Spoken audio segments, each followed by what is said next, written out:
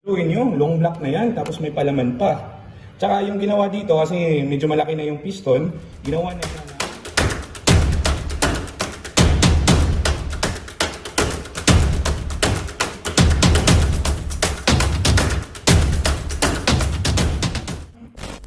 Yo, what's up mga Thailanders? Welcome dito sa ating new vlog. Yan, so sa vlog natin na ito is meron tayong papakita na bagong unit. Yan, so itong unit na to is super open na Mio. Yung Mio na to, yung makina ng Mio is order ni Boss from Mindanao. Yan, so papauwi na si Bossing from Canada next month. So kailangan na natin may padala ang unit nito. So halika kayo para pag-usapan natin kung anong specs sa motor na ito. So yung specs sa motor na ito is naka 72mm na piston yan.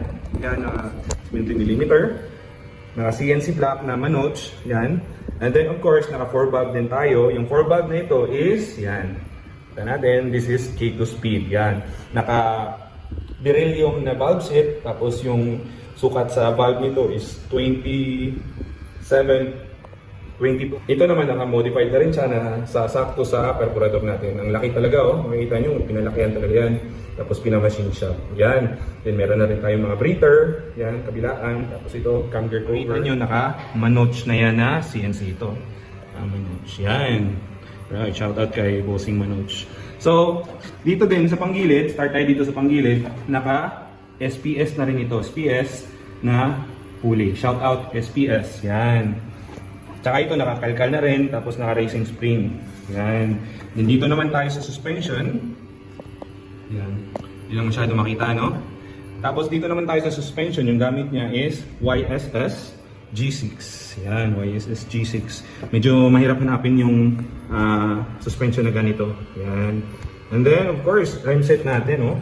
Kitang-kita, strong rims na Pentagon. Carbon yan, Lodi. Yan. And yung gulong naman, naka-race, race tires. And then dito naman sa tambucho, request kasi si Bossing, gusto niya power pipe na specs. So ito yung naka power pipe na sakto sa spec natin na 72 tapos jack up plus 6mm. So yung stroke niya is plus 12. Yan. Kaya nga dito makikita natin dito. Yan. Naka CNC block tayo. Yung CNC natin is long block na yan. Tapos meron pa yung palaman. Yan, no? Biruin nyo, long block na yan tapos may palaman pa. Tsaka yung ginawa dito, kasi medyo malaki na yung piston, ginawa na siya ng langis. Yan, dito na nilagay, para dito na siya dadaan. Yan.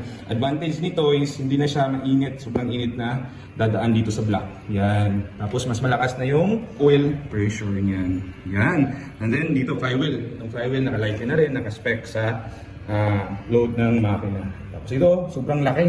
Kita nyo naman yan, no? Yan, no? Ang laki. Saktong-sakto talaga sa load niya. Yan, shoutout, Nolam Luca. Yan, Nolam Luca. Then, pakita din natin yung CDI. Yung gagamitin na CDI nito is ito. Yan, manotch. Yan, o. Manotch. And then, pakita natin yung ilalim.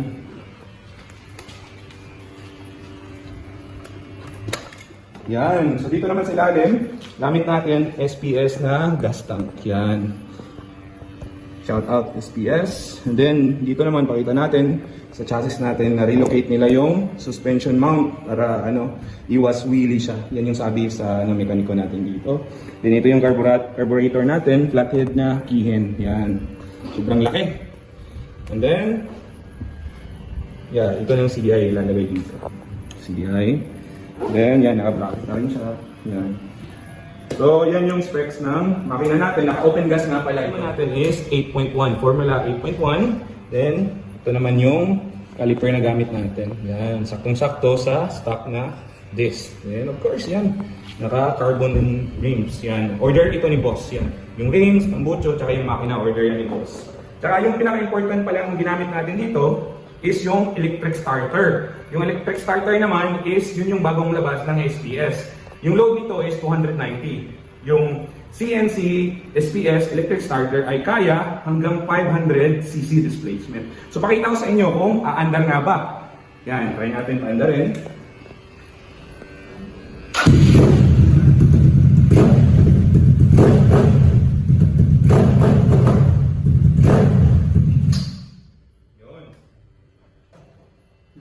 Yun. Right, so yan nga.